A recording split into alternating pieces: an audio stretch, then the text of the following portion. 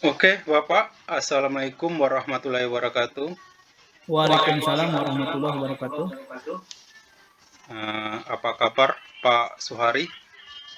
Baik, Pak.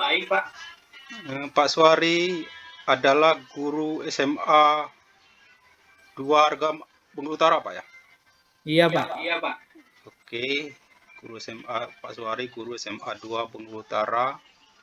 Alhamdulillah Pak, kita bisa bertemu, berjumpa walaupun melalui daring seperti ini. Iya. Saya alhamdulillah bisa memenuhi undangan Bapak kemarin untuk kita berbincang-bincang, berdiskusi, Pak, Iya. tentang ya kira-kira apa yang bisa nanti saya bantu, apa yang membantu eh, motivasi ataupun sumbangan pikiran, Pak. Oke, Pak, baik, Pak Suari, kita langsung saja.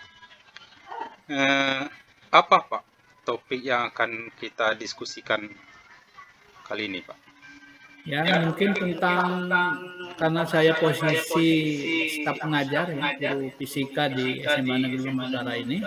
Ya mungkin di sekitar pembelajaran lah, Pak. Kalau tentunya pembelajaran yang dihubungkan dengan kurikulum merdeka gitu kan. Yang sekarang lagi didengung-dengungkan ya. Walaupun SMA 2 ini belum melaksanakan Pak kurikulum merdeka, masih kurikulum K13.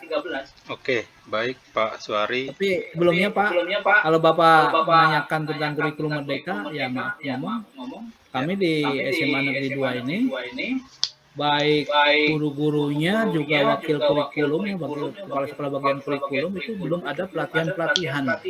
Jadi kalau ini masih menggunakan kurikulum K13. Jadi kalau Bapak menanyakan nanti kurikulum merdeka, mungkin maaf ngomong aja nanti jawabannya belum begitu memuaskan Pak. Terima kasih. Oke, Pak. Siap, baik, Pak. Oke, Pak. Jadi Bapak guru fisika ingin meningkatkan pembelajaran masih di kurikulum 2013 karena sekolah Bapak SMA 2 Bengkulu Utara ini tahun ini belum menerapkan kurikulum merdeka. Seperti itu, Pak ya? Iya, betul. Ya, selanjutnya, Pak, apa yang ingin Bapak capai dari diskusi kita ini tentang peningkatan proses pembelajaran di kelas Bapak khususnya? Begini Pak, saya sebagai guru tentunya dalam proses pembelajaran, tentunya mata pelajaran fisika yang saya ampu, tujuannya ya berarti bisa meningkatkan kompetensi anak gitu kan. Dan juga bukan kompetensi saja gitu ya.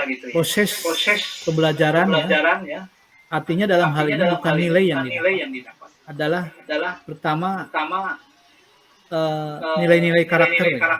Misalkan keaktifan dalam proses belajar, banyak bertanya gitu kan, menganalisis data, itu kan nilai-nilai karakter yang didapat ya. Jadi kalau dihubungkan dengan nilai pengetahuan itu saya kira nilai pengetahuan itu ya mungkin nomor 2 gitu ya. Paling ini karakternya dalam proses pembelajaran yang tepat, anak itu berpikir kritis gitu ya, memberikan perilaku yang baik dan lain sebagainya gitu. Yang sasaran tujuan yang dicapai.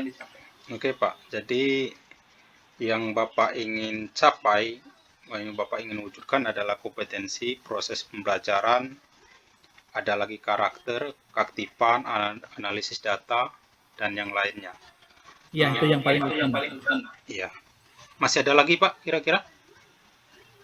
Ya, tentunya saya mengharap gitu anak itu ya. Selama ini pelajaran fisika itu menjadi apa namanya itu momok bagi anak. Pelajaran yang menakutkan, sulit.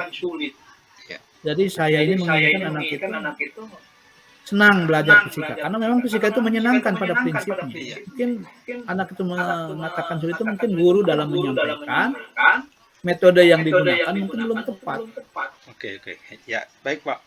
Jadi tambahannya lagi agar anak itu menyenangi proses pembelajaran terhadap khususnya di kelas fisika yang Bapak pegang itu ya, Pak ya. Baik, ya, betul. Dari keempat ini tadi, kompetensi proses belajar, karakter, keaktifan lokal, analisis data, dan lain, kemudian ada agar anak menyenangi proses pembelajaran di kelas fisika yang Bapak pegang, menurut Bapak yang menjadi prioritas utamanya apa, Pak?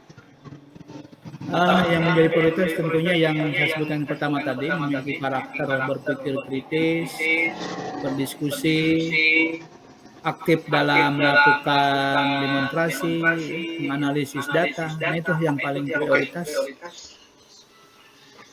Baik, Pak. Jadi prioritasnya itu dari keempat macam yang Bapak sebutkan, prioritasnya adalah ingin meningkatkan jiwa karakter, keaktifan, analisis data, berpikir kritis, itu. Oke, Bapak. Selanjutnya, Pak, situasi sekarang, Pak. Kalau kita buat rentang, Pak, rentang 1 sampai 10. Tentunya 10 adalah sangat bagus. Yang 1 adalah sangat kurang bagus. Posisi sekarang menurut Bapak di kelas yang Bapak pegang itu posisi di angka berapa?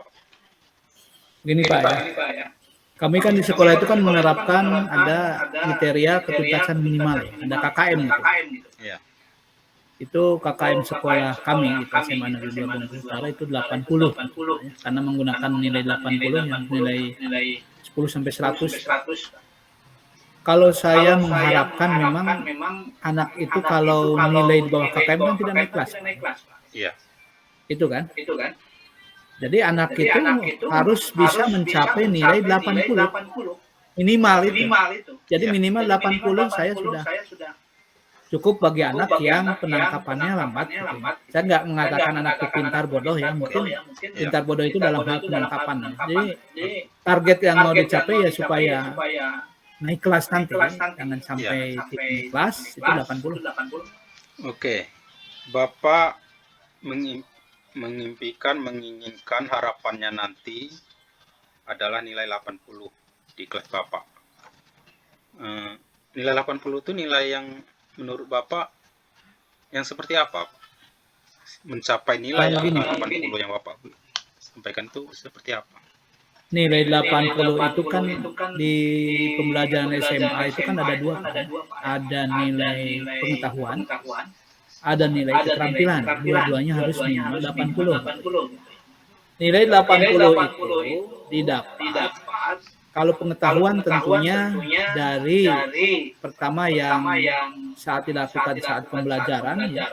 Kemudian ada tes kompetensi ya. Ada nilai tesnya. Dirata-ratakan dengan ada ulangan harian ya. Karena kami masih menggunakan kurikulum Merdeka Pak ya, bukan kurikulum K13 gitu, bukan Merdeka ya. Ada ulangan harian, ada ulangan tengah semester, ada ulangan akhir semester. Nilai tugasnya itu dirata-ratakan. Itu pengetahuan. Ya, ditambah saat melaksanakan demonstrasi di laboratorium ya dalam bentuk praktek gitu. Nah itu Pak, dari situlah nilai didapat. Oke Pak. Kumulasi lah istilahnya, kumulasi yang disebutkan saya. Oke Pak, jadi itu yang Bapak maksud dengan mencapai nilai 80 lebih dari batas KKM Pak ya. Lebih dari batas KKM nilai 80 itu yang Bapak maksud adalah minimal gitu. Ya, pengolahan dari nilai ujian, harian, ulangan tengah semester, kegiatan ekstra dan lain sebagainya itu diharapkan mencapai angka 80 itu. Baik Bapak, selanjutnya untuk mencapai seperti yang Bapak harapkan itu upaya apa menurut Bapak yang bisa Bapak lakukan? Ya, tentunya ini harus melakukan suatu trik-trik lah. Saya sebenarnya jadi guru itu dari tahun 90 ya, kalau saya lihat ke belakang. Pindah-pindah kepala sekolah gitu di SMA 2 ini. Saya baru bertugas kurang lebih 5 tahun Pak, dari kepala sekolah. Sebelum-sebelumnya trik-trik saya dalam proses tentunya, dalam proses pembelajaran itu menggunakan metode-metode yang lama ya. Jadi dengan saya mungkin kebetulan saya ketua MGMP, sering-sering dengan kawan-kawan ya, membaca buku juga sebagai referensi. nengok-nengok YouTube dalam proses pembelajaran. Saya menggunakan metode pembelajaran yang berbasis proyek ya, dipusatkan pada anak. Jadi anak itu mengembangkan pemikiran. Dan ini sebenarnya sudah mendekati kurikulum merdeka ini. Karena anak di situ diberi kebebasan. Ya. Dengan proses-proses itu ya, anak menjadi aktif. Ya, 80% katanya senang belajar praktek itu daripada saya menjelaskan menonton rumus gitu kan. Oke. Nah, jadi ada peningkatan itu. Kemudian juga bagi anak nanti yang nilainya rendah kan ada apa istilahnya itu ujian perbaikan istilahnya itu apa namanya itu remedial ya. Ya itulah trik-triknya dengan remedial dengan ajaran saya. Model yang betul-betul menarik bagi anak itu adalah trik-trik saya yang dilakukan. Oke Pak, itu gagasan ide Bapak yang sangat bagus yang akan Bapak laksanakan, yang harus Bapak persiapkan. Kemudian Pak, seberapa besar Bapak bisa memastikan apa yang menjadi langkah yang akan Bapak kerjakan itu bisa berhasil dengan baik atau berjalan dengan baik? Ini sudah saya laksanakan. Model ini satu kelas unggul. Kan kami di SMA 2 kan ada kelas unggul, ada kelas reguler gitu ya, kelas biasa gitu. Kami udah terapkan kelas unggul, belum saya coba di kelas yang reguler, artinya itu ya anaknya ada yang penangkapannya rendah. Kalau di unggul itu kan penangkapannya tinggi gitu kan Pak ya. Itu hampir saya setelah penilaian akhir gitu ya. Ada tes awal, ada tes akhir gitu kan dalam pembelajaran ya. Tes awal mungkin anak itu rendah, nanti tes akhir ada nggak peningkatan? Ternyata hampir 96% ada peningkatan. Ini kelas unggul yang sudah saya coba. Saya belum mencoba di kelas lain, saya tidak bisa berangan-angan untuk kelas lain karena memang belum gitu. Oke Pak, masih ada lagi Pak? Mungkin nanti saya akan coba di kelas lain ya. Tapi yang jelas kelas unggul 95% tadi yang tercapai dengan trik yang sudah saya gunakan. Saya kira karena baru kelas unggul dulu, saya tidak bisa memberi pandangan di kelas lain karena belum dicoba. Oke Pak, baik Pak Suwari, semua sudah jelas Bapak itunya dari ini semua. Barangkali Bapak bisa merangkum Pak dari apa yang Bapak cita-citakan sampai langkah-langkah sampai ke tercapai nilai 80 seperti yang Bapak harapkan tadi.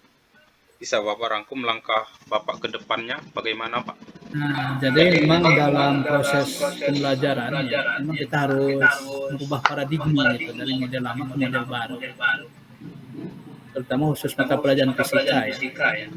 Jadi untuk mencapai tujuan supaya berhasil ya kita tentunya harus merubah mulai dari diri sendiri, kemudian membaca referensi, membaca buku atau mungkin melihat di internet, di YouTube proses pembelajaran kan udah banyak di situ ya. Jadi untuk melakukan sesuatu supaya berhasil ya kita jangan diam diri gitu, harus kita bertanya dengan yang lain ya, sehingga saya melaksanakan akhirnya ketemu dengan model pembelajaran berbasis proyek ya, yang saya jelaskan tadi ya, dengan itulah berhasil. Jadi kesimpulannya pembelajaran yang menarik bagi siswa, yang bukan pada siswa, guru hanya sebagai fasilitator, jangan guru yang benar-benar. Mungkin itu Pak kesimpulannya. Iya, oke Pak. Kira-kira kapan Pak Bapak mau mulai melaksanakannya Pak? Ya mungkin baru kemarin ya kelas unggul ya dalam waktu dekat minggu depan, dalam minggu ini saya mungkin kelas lain saya coba. Ya dalam minggu ini Pak ya. Jangan nunggu waktu lama lagi, kelas yang reguler kan saya coba gitu. Bagaimana hasilnya? Dalam minggu ini Pak ya? Iya. Oke baik Pak Suwari, saya rasa sudah cukup diskusi saya. Sebelum kita akhiri Pak diskusi kita ini, saya mau nanyakan dengan Bapak, bagaimana perasaan Bapak setelah kita berdiskusi ini Pak?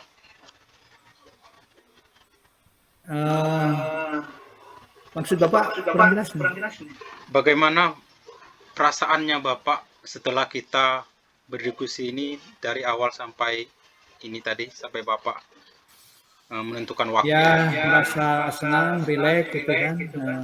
Apa yang ditanya oleh Bapak keluar semua gitu. Akhirnya plong gitu. Ya, alhamdulillah Pak ya. Jadi itulah manfaat dari kita diskusi, sama-sama mencari solusinya. Dan mudah-mudahan apa yang Bapak harapkan nanti bisa tercapai, terwujud dengan upaya yang Bapak lakukan.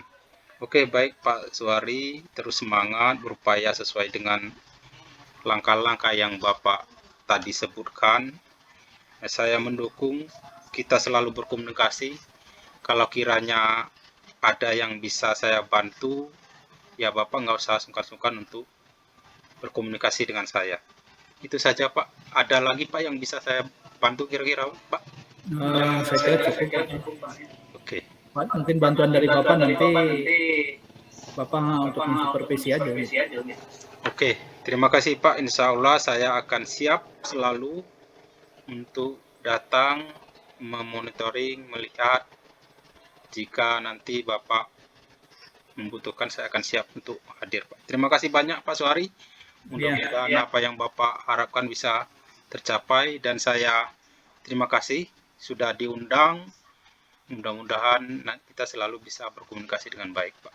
Oke, terima kasih Pak Suari. Mohon maaf kalau ada yang kurang berkenan. Oke, saya cukup sini, saya mohon pamit. Saya Hari, wassalamualaikum warahmatullahi wabarakatuh. Waalaikumsalam warahmatullahi wabarakatuh.